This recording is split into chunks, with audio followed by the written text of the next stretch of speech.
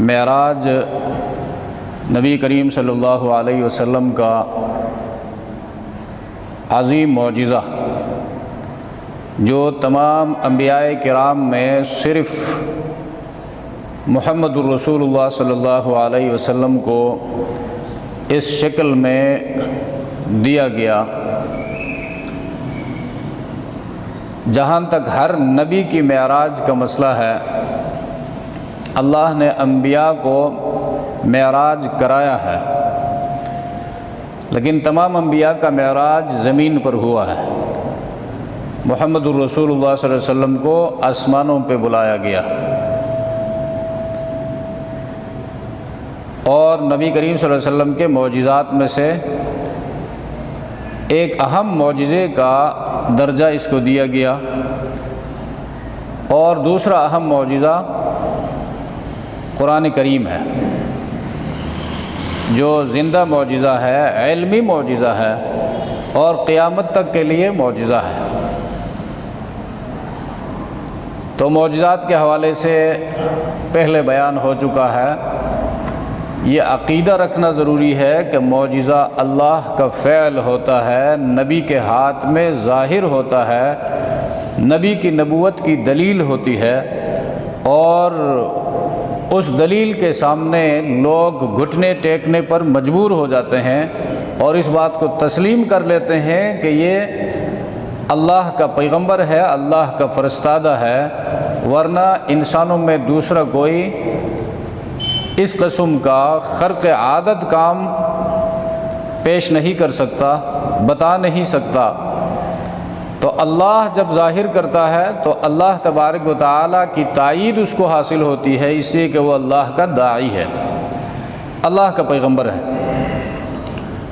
تو معجزات سے دوسرے انبیاء کو بھی نوازا گیا۔ ہم جب قرآن کا مطالعہ کرتے ہیں، حضرت ابراہیم علیہ السلام کو معراج کرایا گیا آگ کے اندر، اللہ کے لیے آگ میں کود پڑے، اور آگ کو حکم ہوا یا نارو کونی بردم و سلامن علی ابراہیم، اے ابراہیم، اے آگ ابراہیم پر ٹھنڈی ہو جا، سلامتی والی۔ تو یہاں پر معراج کرایا گیا ابراہیم علیہ السلام کو۔ اسماعیل علیہ السلام کا حال آپ دیکھیں قرآن کی روشنی میں، چھری کے نیچے اسماعیل علیہ السلام کو معراج کرایا گیا، اور حضرت یونس علیہ السلام کا معراج مچھلی کے پیٹ میں ہوا ہے۔ مچھلی کے پیٹ میں اس کو زندہ رکھ کر اللہ نے آزمایا۔ یہ حضرت یونس علیہ السلام کا معراج ہے۔ حضرت ایوب علیہ السلام کو بیمار رکھ کر کئی سال، مفسرین نے لکھا 18 سال تک وہ بیمار رہے، اور اس حال میں اللہ کی پاکی بیان کرتے رہے اور اللہ کے دین کو لوگوں تک پہنچاتے رہے، تو اس کا معراج اس حال میں ہوا۔ اسی طرح حضرت موسیٰ علیہ السلام کا معراج کوہ طور پر کرایا گیا۔ تو معراج کی نعمت جو ہے اللہ نے اپنے نبیوں کو عطا کی ہے، لیکن یہ سب زمین پر تھے، اور خاتم النبیین محمد صلی اللہ علیہ وسلم کو معراج کی دولت سے نوازا گیا آسمانوں پہ بلا کر۔ اس کی وجوہات ہیں۔ ایک وجہ یہ ہے کہ نبی کریم صلی اللہ علیہ وسلم سے پہلے جتنے انبیاء آیا کرتے تھے وہ اپنے اپنے قوموں میں آیا کرتے تھے، اپنے قبیلوں میں آیا کرتے تھے۔ جس نبی کی دعوت کو آپ پڑھ لیجئے قرآن کی روشنی میں، تو وہاں پر یہ ہے کہ اپنی قوم سے انہوں نے کہا، وَإِذْ قَالَ مُوسَىٰ لِقَوْمِهِ، جب موسیٰ علیہ السلام نے اپنی قوم سے کہا، اور جب صالح علیہ السلام نے اپنی قوم سے کہا، وَإِلَىٰ ثَمُودَ أَخَاهُمْ صَالِحًا، قوم ثمود کی طرف ان کے علاقائی بھائی نسبی بھائی صالح علیہ السلام کو پیغمبر بنا کر بھیجا۔ فقال یا قوم اعبدوا اللہ وإلی عاد اخاہم ہودا، قوم عاد کی طرف ان کے بھائی ہود علیہ السلام کو پیغمبر بنا کر بھیجا، اس نے بھی یہی کہا اعبدوا اللہ۔ یہ تقریباً تمام انبیاء کے بارے میں یہ بات ہے۔ حضرت عیسیٰ علیہ السلام بنی اسرائیل کے آخری پیغمبر ہیں۔ حضرت عیسیٰ علیہ السلام نے بھی آ کر یہی کہا کہ میں کسی اور کی طرف نہیں، بنی اسرائیل کی کھوئی ہوئی بیڑوں کی طرف پیغمبر بنا کر بھیجا گیا ہوں کہ ان بیڑوں کو راہ راست دکھاؤں، راہ راست پر لاؤں۔ لیکن محمد الرسول اللہ صلی اللہ علیہ وسلم کا زمانہ جب آیا تو محمد الرسول اللہ کو کسی مخصوص قوم کی طرف نبی بنا کر نہیں بھیجا گیا ہے، کسی مخصوص علاقے کی طرف نہیں، کسی مخصوص قبیلے کی طرف نہیں، بلکہ انا رسول اللہ الیکم جمیعا، اور ان سے یہ کہا گیا پیغمبر ان لوگوں سے کہہ دیجئے میں تم سب کی طرف اللہ کا رسول بنا کر بھیجا گیا ہوں۔ تو سب کی طرف بعثت الی الاسود والاحمر، سیاہ و سفید کی طرف پیغمبر بنا کر بھیجا گیا ہوں، عرب اور عجم کی طرف پیغمبر بنا کر بھیجا گیا ہوں۔ یہ حدیث کے الفاظ ہیں۔ تو محمد الرسول اللہ صلی اللہ علیہ وسلم کی نبوت عالمگیر ہے اور عام ہے، تمام زمانوں کے لیے ہے، تمام انسانوں کے لیے ہے، قیامت تک کے لیے ہے۔ تو اس بات کا تقاضا یہ تھا کہ تمام انسانوں کے لیے جو ہدایت پر آئے، محمد الرسول اللہ کی رسالت کو تسلیم کرے، ان سب کا قبلہ بھی ایک ہو، کتاب بھی ایک ہو، عقیدہ بھی سب کا ایک ہو۔ اس لیے اللہ تبارک و تعالیٰ نے محمد الرسول اللہ صلی اللہ علیہ وسلم کو حرم شریف سے اٹھایا معراج کے لیے اور لے گیا زمین کے اوپر جو سفر ہے، اسرا، اس کو اسرا کہتے ہیں۔ اسرا رات کے کسی حصے میں سفر کرنے کو کہتے ہیں۔ چونکہ زمین کے اوپر جو سفر ہو رہا تھا، یہ رات کا تعلق بھی زمین کے دائرے کے ساتھ، ایک مخصوص دائرے سے فضا میں بندہ اوپر چلا جائے تو وہاں پر رات نہیں ہے۔ اور قرآن نے بھی جو لفظ استعمال کیا ہے بیت اللہ سے لے کر بیت المقدس تک، مسجد ایلیہ کہتے ہیں، بیت المقدس کا پرانا نام مسجد ایلیہ ہے، مسجد ایلیہ تک، بیت المقدس تک، اس کو اسرا کہا۔ سبحان الذی اسرا، پاک ہے وہ ذات جو راتوں رات لے گیا اپنے محبوب کو من المسجد الحرامی، مسجد حرام سے، الی المسجد الاقصی، مسجد اقصی تک۔ چونکہ یہ زمین کے اوپر سفر تھا اور اس سفر کے دوران نبی کریم صلی اللہ علیہ وسلم حضرت جبریل سے پوچھتے تھے کہ یہ کون سا علاقہ آ گیا۔ اب وہ کم از کم 2 مہینے کی مسافت کا فاصلہ ہے مسجد حرام سے مسجد اقصی تک۔ تو جبریل علیہ السلام بتاتے تھے کہ یہ قوم لوط کا مسکن ہے، یہ قوم لوط کے کھنڈرات ہیں، یہ شعیب علیہ السلام کا علاقہ ہے، ہم اب اس کے اوپر سے سفر کر رہے ہیں، اور قوم لوط کی زمین کے اوپر سے ہم جا رہے ہیں، یہاں تک کہ بیت المقدس پہنچ گئے۔ تو اب وہاں بیت المقدس سے جب اوپر کا سفر شروع ہوتا ہے تو وہاں لیل کی بات پھر نہیں ہے۔ اور معراج کا تذکرہ بھی ان 2 صورتوں میں آیا ہے، سورہ اسراء میں اور سورہ نجم میں۔ معراج تک یعنی بیت المقدس تک کا جو سفر ہے یہ سورہ بنی اسرائیل میں بیان ہوا ہے، بنی اسرائیل کا دوسرا نام سورۃ الاسراء ہے، بیت المقدس تک۔ اور بیت المقدس سے اوپر آسمانوں کا سفر جو ہے وہاں پر رات کا تذکرہ نہیں ہے، وہاں پر پھر آسمانوں کا سفر ہے اور سدرۃ المنتہا کی بات ہے، اللہ کے دیدار کے حوالے سے بات ہے، اور نبی کریم صلی اللہ علیہ وسلم کو جو تحفے ملے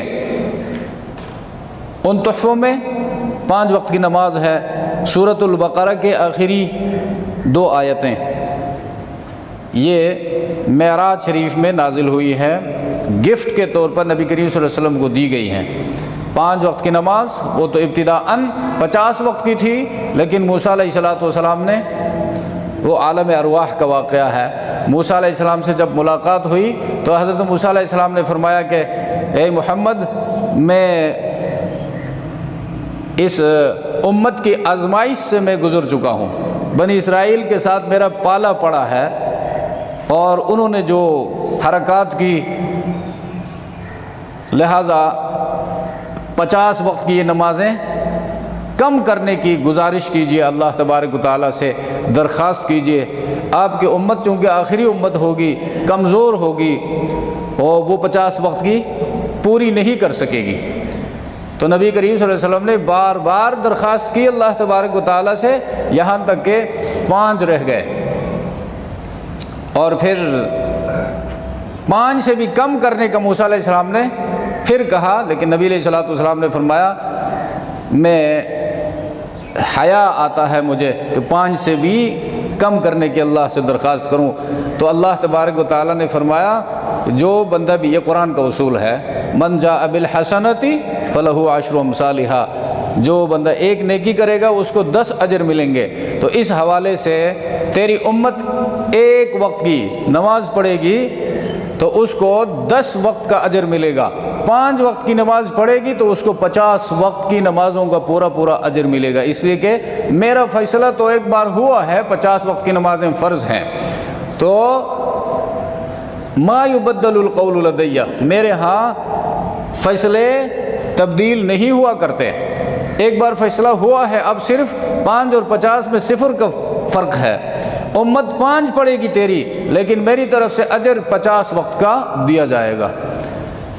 اب ہر بندہ تو معراج پہ نہیں جا سکتا، لیکن ہر بندہ امت محمدیہ میں سے 5 وقت کی نماز پڑھ سکتا ہے، اس لیے الصلاۃ معراج المومنین، اہل ایمان کا معراج نماز ہے۔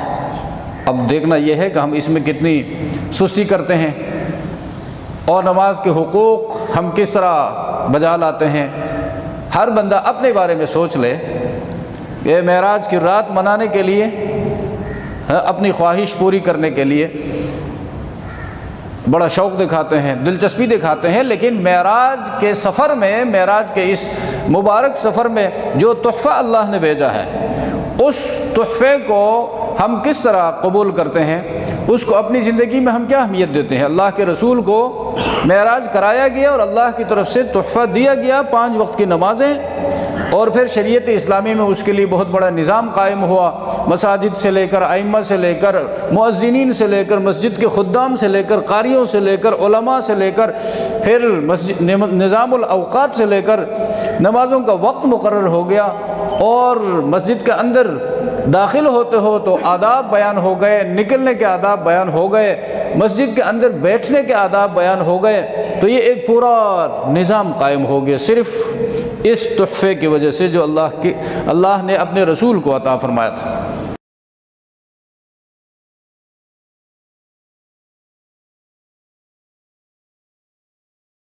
سنجیدہ انسان اصل چیز کی طرف دیکھتا ہے، اصل چیز کو لینے کی کوشش کرتا ہے، نہ کہ اس کے جو متعلقات ہوتے ہیں ان کے پیچھے چل کر اپنا وقت اور انرجی ضائع کرتا ہے۔ تو جس طرح آج کل زیادہ پوچھنے والے یہ ہیں کہ بھئی معراج میں روزہ رکھنا ہے، معراج میں کیا کرنا ہے، اس قسم کے سوالات۔ اب معراج میں نہ روزہ ہے نہ کوئی مخصوص عبادت ہے، اس لیے کہ اللہ کے رسول نے نہ روزہ رکھا ہے، خصوصی معراج کی رات کے حوالے سے نہ روزہ رکھنے کا امت کو کہا ہے، نہ یہ کہیں کسی کتاب میں مذکور ہے۔ ہاں ایک رواج جب شروع ہو جائے کسی علاقے میں اور لوگ اس رواج کے پیچھے چل پڑے، اور کوئی عالم، کوئی اسکالر اس کی مخالفت کرے تو اس کے پیچھے پڑتے ہیں کہ بھئی ہم 50 سال سے 100 سال سے یہ کام کرتے آ رہے ہیں، تو بس تم نے کیا ہے تو ٹھیک ہے، تمہارا رسم و رواج ہو سکتا ہے، لیکن دین کا مسئلہ تو نہیں ہو سکتا۔ دین کا مسئلہ علماء بتائیں گے، دین کے ماہرین وہ ہیں۔ ہر فیلڈ میں ہم اس فیلڈ کے اسپیشلسٹ کی طرف جاتے ہیں۔ صحت خراب ہوتی ہے تو ہم بہتر سے بہتر اسپیشلسٹ ایک دوسرے سے پوچھتے ہیں، مشورہ کرتے ہیں، اور تجربہ کار ڈاکٹر کے پاس جاتے ہیں۔ اچھی بات ہے، ایسا کرنا چاہیے۔ صحت اور جان کی قدر قیمت ہے شریعت اسلامی میں بھی۔ اور جب گھر بناتے ہیں تو لوکیشن کو دیکھتے ہیں اور پھر زمین خریدتے ہیں، اس کے لیے قیمت کا تعین کرتے ہیں، قربانی دیتے ہیں۔ گھر بنانا بھی اچھی بات ہے، بنانا چاہیے۔ اور پھر بناتے ہوئے اچھا آرکیٹیکٹ جو ہے وہ آ کر نقشہ بنائے، پیسہ ہم اس کو دیتے ہیں، اس پر خرچ کرتے ہیں، اچھی سیمنٹ لگاتے ہیں، سریا اچھا استعمال کرتے ہیں اور خود اس کی نگرانی کرتے ہیں، تو بھائی دین کا معاملہ اتنا سستا کیوں ہے ہمارے نزدیک؟ کہ دین کا مسئلہ جب ہم پوچھنے جائیں تو بس کوئی بندہ انفارمیٹیو ہے، کچھ معلومات اس کو حاصل ہیں، 2-4 اردو کی کتابیں اس نے مطالعہ کی ہے، اس سے جا کر ہم پوچھتے ہیں۔ یا کوئی داڑھی والا ہے، امیر صاحب ہے، جو امیر صاحب نام رکھ دیا اور دین کا مسئلہ اس کے سامنے رکھ دیا، اور دین کا مسئلہ پھر انتہائی پیچیدہ مسئلہ ہوتا ہے۔ وہ فرض ہے، واجب ہے، سنت ہے، مستحب ہے، مکروہ ہے، حرام ہے۔ اب یہ تعین کیسے ہو گیا؟ یہ تو لیگل ٹرمز ہیں، فرض و واجب یہ تو قانونی اصطلاحات ہیں۔ فرض کیسے بن گیا؟ واجب کیسے ہو گیا؟ تو وہ بندہ پھر یا تو اس کے ہاں اس سوال کا کوئی صحیح جواب اس کے پاس نہیں ہے، لیکن شرماتے ہوئے کہہ دیتا ہے بھائی کوئی بات نہیں، کرنا چاہیے، روزہ رکھنے میں کیا حرج ہے؟ معراج کی رات ہے اور اتنا زبردست عظیم سفر ہے، اس میں اللہ تبارک و تعالیٰ سے پیغمبر کی ملاقات ہوئی ہے اور ہم خوشی میں یہ کام کریں تو اس میں کیا حرج ہے؟ تو اس میں بہت بڑا حرج یہ ہے کہ دین میں بندہ اپنی طرف سے کمی کرتا ہے یا اضافہ کرتا ہے،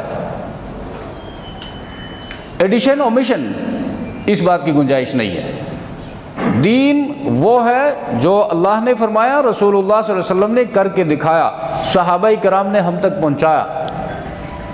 یہ ہر بات میں ہے، ہر بات میں ہے، صرف نماز میں نہیں، صرف معراج میں نہیں، یا صرف کسی نفل روزے کا مسئلہ نہیں، کسی بھی بات میں جب ہم کہیں کہ بھئی اس کام میں ثواب ہے تو بس اس کا ثبوت شریعت اسلامی کی جو اتھارٹیز ہیں، قرآن اور سنت سے اس کا ثبوت ہونا ضروری ہے۔ اور وہاں پر بھی پھر یہ نہیں کہ فلاں بزرگ نے یہ کام کیا ہے، فلاں بہت بڑے ولی اللہ تھے ولی اللہ، لیکن انسان تھے، اگر قرآن و سنت اس کو سپورٹ نہیں کر رہے ہیں تو اس سے غلطی ہوئی ہے، وہ ہمارے لیے مقتدا نہیں ہے، وہ جج نہیں ہے، اس کی بات فائنل اتھارٹی نہیں ہے، فیصلہ نہیں ہے۔ یا بہت کوئی بڑا عقل مند انسان ہے تو کسی کی عقل جو ہے وہ جج نہیں ہے، جج اللہ کی کتاب ہے، رسول اللہ صلی اللہ علیہ وسلم کی سنت ہے۔ وہاں سے اگر ثابت ہو جائے تو ٹھیک ہے، ہم مانیں گے پہلے اور اس کے بعد اس کو اپنی زندگی میں جگہ دیں گے، اس پر عمل کریں گے۔ تو یہی حال پھر 24 گھنٹے کی زندگی میں تمام معاملات کے ساتھ، کوئی ہم کاروبار کرتے ہیں یا کنسٹرکشن کرتے ہیں یا نکاح طلاق کی بات ہوتی ہے، وہاں پر اگر مسئلہ ثواب اور عذاب کا آ جائے، ثواب اور عذاب کا، تو ثبوت چاہیے۔ یہاں تک ہم اگر کہہ دیں کہ یہ چیز مستحب ہے، مستحب کا معنی ہے بہت ہی پسندیدہ، بہت ہی اچھا، یہ مستحب کا معنی ہے، تو جب یہ ہم نے کہا تو شریعت اسلامی کے ماہرین جو ہیں، جیورسٹ، مسلم جیورسٹ فقہا، انہوں نے کہا ہے الاستحباب امر شرعی لا بد له من دلیل شرعی، کسی کام کو، کسی بات کو مستحب کہنا یہ شریعت کا مسئلہ ہے، لہٰذا شریعت کے مسئلے کو ثابت کرنے کے لیے شرعی دلیل کی ضرورت ہے۔ شرعی دلیل قرآن اور سنت ہے۔ تو رواج کے طور پر کرنا الگ مسئلہ ہے، دین کے طور پر کرنا الگ مسئلہ ہے۔ دین کے طور پر ہم کوئی کام کریں تو اس کی جو کڑی ہے، اس کی سند اللہ کے رسول سے پہنچائیں گے، ملائیں گے اس کے ساتھ۔ اگر اس کے ساتھ نہیں ملتی ہے تو اس کی کوئی حیثیت نہیں۔ یا رسول اللہ صلی اللہ علیہ وسلم کی تعلیم آپ کے سامنے موجود ہے، سنت موجود ہے، اور آپ کہتے ہیں کہ جی فلاں نے یہ کہا ہے، تو یہ تو بہت بڑا جرم ہے۔ پھر ایمان محمد الرسول اللہ پر اور بات مان رہے ہیں فلاں کی، تو مہربانی کر کے اس فلاں کو ہم چھوڑ سکتے ہیں، محمد الرسول اللہ کو ہم نہیں چھوڑ سکتے۔ فلاں سے غلطی ہو سکتی ہے، اسی کہ کوئی انبیاء کے بعد کوئی معصوم خطاؤں سے معصوم نہیں ہے، انبیاء خطاؤں سے معصوم ہے، اس لیے کہ وہ امت کے لیے نمائندہ ہے، نمونہ ہے، ان کی حفاظت اللہ نے کی ہے، گناہوں سے ان کو بچایا ہے۔ جیسے کوئی باپ اپنے بیٹے کا ہاتھ پکڑ کر، انگلی پکڑ کر پھراتا ہے کہ بیٹا اس راستے سے نہیں جانا ہے، ان لوگوں سے معاملہ نہیں رکھنا ہے، ان سے گپ شپ نہیں کرنی ہے، اسی طرح اللہ اپنے نبی کی انگلی پکڑ کر چلاتا ہے کہ میرے نبی ان راستوں سے نہیں جانا ہے، نبوت سے پہلے بھی اور نبوت کے بعد بھی۔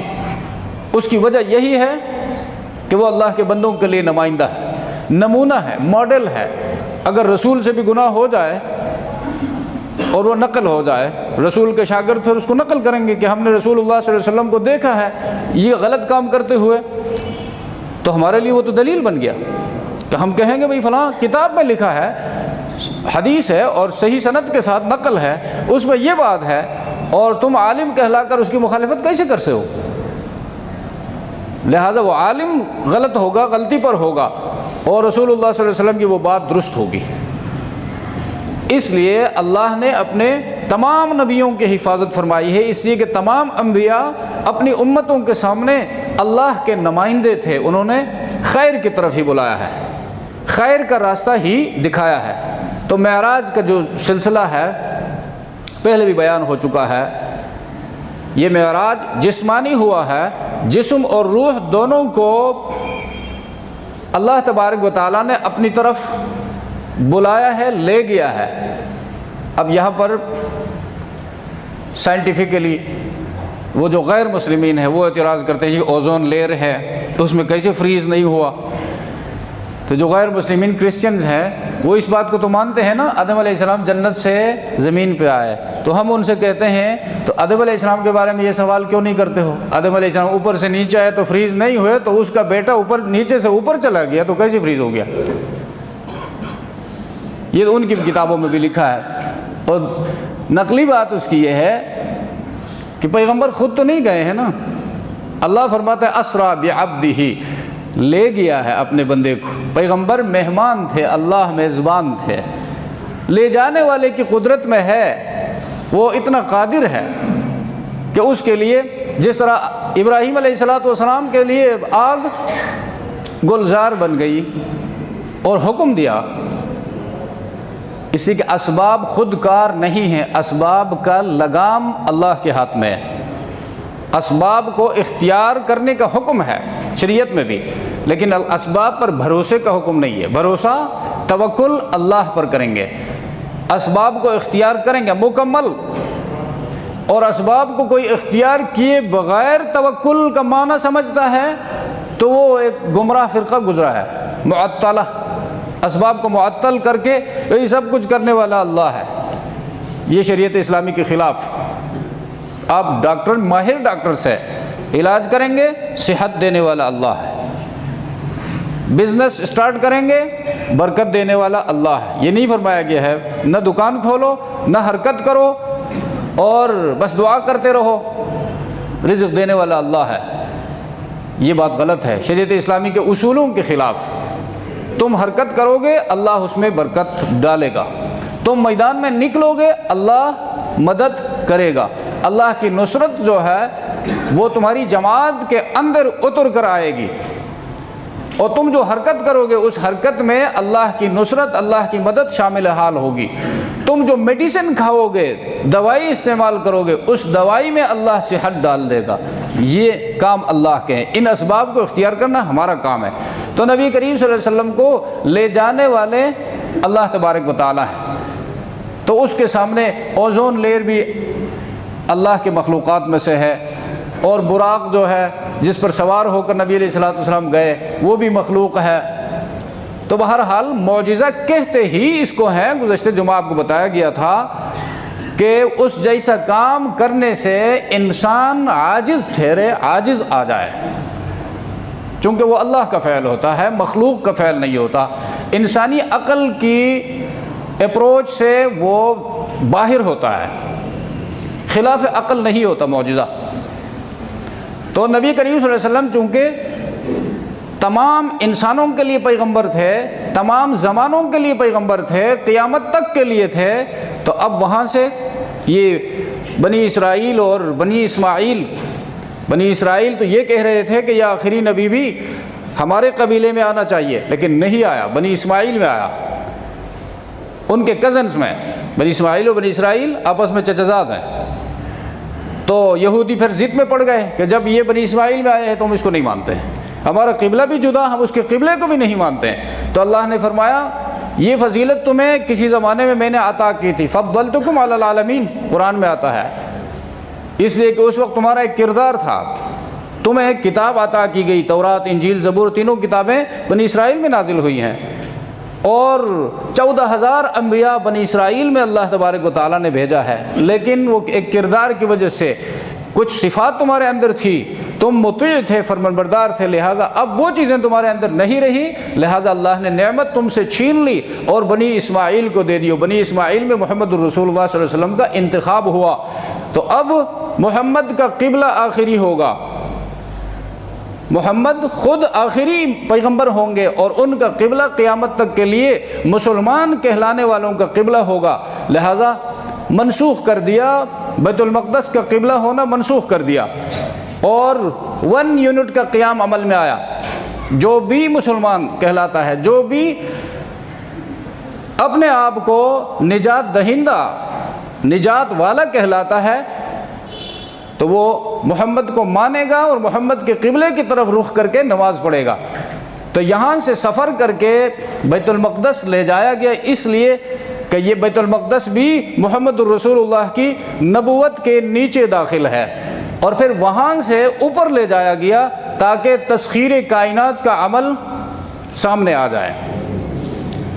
آسمانوں پہ جانے کی بات یہ تو 19ویں صدی میں بات سامنے آ گئی، لیکن محمد الرسول اللہ صلی اللہ علیہ وسلم 1400 سال پہلے آسمانوں سے بھی اوپر جا چکے ہیں، اور محمد الرسول اللہ انسان تھے، انسان ہو کر جب چاند سے اوپر گئے ہیں تو پھر محمد الرسول اللہ کے امتیوں کے لیے راستہ کھل گیا ہے، جا سکتا ہے، لیکن جب خود محنت نہیں کرتے ہیں، سستی کرتے ہیں، آرام طلبی کر کے وہ نزلہ گراتے ہیں کس پر؟ اسلام پر، کہ بھئی اسلام میں یہ بات ہے اور قرآن اس کے خلاف ہے، قرآن اس کے خلاف کیسے ہو سکتا ہے؟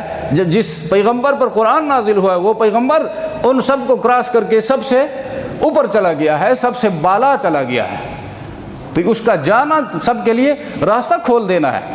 اس کا مقصد یہ تھا کہ یہ کائنات محمد الرسول اللہ کی رسالت کے تابع ہے، اس کے ماتحت ہے۔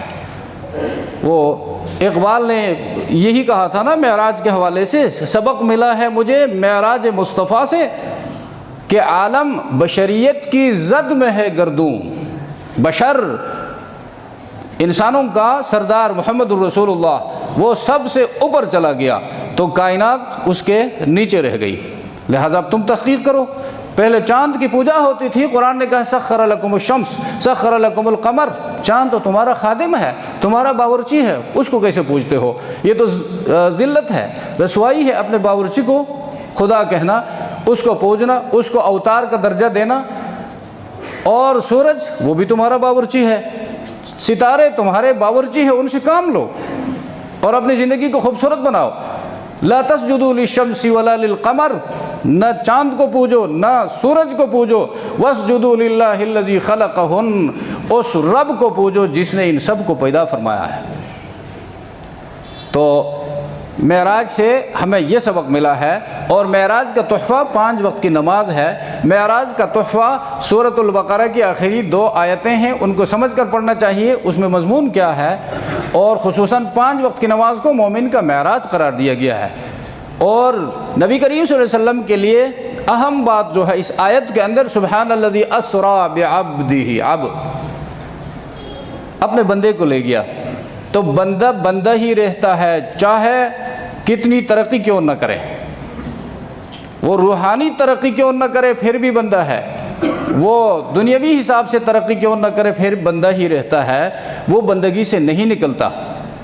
نبی کریم صلی اللہ علیہ وسلم اپنے بارے میں احادیث میں بار بار اس چیز کا تذکرہ کرتے ہیں، لا تطرونی کما اطرت النصارى عیسی ابن مریم، اپنی امت سے فرمایا، ہم سے کہا کہ مجھے اتنا مت بڑھاؤ محبت میں۔ یہ شرک جو ہے، شرک یہ محبت کی پیداوار ہے۔ نفرت میں کوئی کسی کو عزت نہیں دیتا ہے، احترام کسی کا نہیں کرتا ہے، محبت میں اس کو آگے بڑھایا جاتا ہے، اس کی تعریفیں کی جاتی ہیں، آسمان و زمین کے قلابے ملائے جاتے ہیں کسی کی تعریف میں، حد سے بندہ پھر بڑھ جاتا ہے، ہاں آہستہ آہستہ آہستہ اس کو وہ مقام دیا جاتا ہے جو اللہ کا مقام ہے۔ تو عیسائیوں نے عیسیٰ علیہ السلام کو اتنا بڑھایا، اس کی تعریفیں اتنی کرنے لگے، آخر میں کہا کہ جی یہ تو خدا کا بیٹا ہے، ابن اللہ ہے۔ تو اللہ کے رسول نے اس بات سے منع فرمایا، لا تطرونی، مجھے اتنا مت بڑھاؤ، میری تعریف اپنی جگہ، اللہ نے میری تعریف کی، ورفعنا لک ذکرک، ہم نے تیرے ذکر کو بلند کیا ہے، مقام محمود تجھے عطا کیا ہے، محمد تیرا نام رکھا ہے، احمد تیرا نام رکھا ہے، اور دنیا کے تمام عقلاء تیرے بندے تیرے بارے میں لکھتے ہیں کہ دنیا کا محسن اعظم تھا، مصلح اعظم تھا، اس سے بہتر انسان کائنات میں پیدا ہوا ہی نہیں ہے، لیکن ان سب کے باوجود میں خدا نہیں ہوں، میں بندہ ہوں۔ اور خود اپنی دعا میں فرماتے ہیں، اللہم انی عبدک، اے اللہ میں تیرا بندہ ہوں۔ بندے کے اندر عاجزی ہوتی ہے، اور بندے کے ساتھ عاجزی سجتی ہے، خوبصورت لگتی ہے۔ بندہ اگر بندہ ہو کر تکبر کرے تو برا لگے گا، بدصورت لگے گی۔ پھر وابن عبدک، فرمایا تیرے بندے کا بیٹا ہوں۔ اتحیات میں دیکھو، واشہد ان محمدا عبدہ ورسولہ، اور ہم گواہی دیتے ہیں کہ محمد صلی اللہ علیہ وسلم اللہ کے بندے اور اللہ کے رسول ہیں۔ تو بندگی سے آگے مت بڑھاؤ۔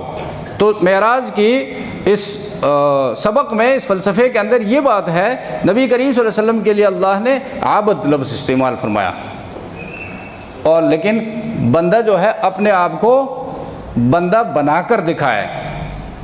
عبد دیگر، عبدہ دیگر است۔ مولانا رومی رحمہ اللہ فرماتے ہیں، ایک ہوتا ہے عبد، ایک ہوتا ہے عبدہ۔ عبد کا بندہ، بندہ کا نون ہے، نکرہ ہے، عبدہ اس کا بندہ، اللہ کا بندہ۔ ایک عام بندہ ہونا یہ الگ بات ہے، اس کا بندہ ہونا الگ بات ہے۔ این سراپا منتظر او منتظر، جو بندہ ہوتا ہے وہ فیصلوں کے انتظار میں ہوتا ہے، اور جو اللہ کا بندہ ہوتا ہے اس کی خواہشات کا اللہ احترام کرتا ہے۔ ایسا بندہ بن کے دکھاؤ، تو بندگی کا سبق ملتا ہے۔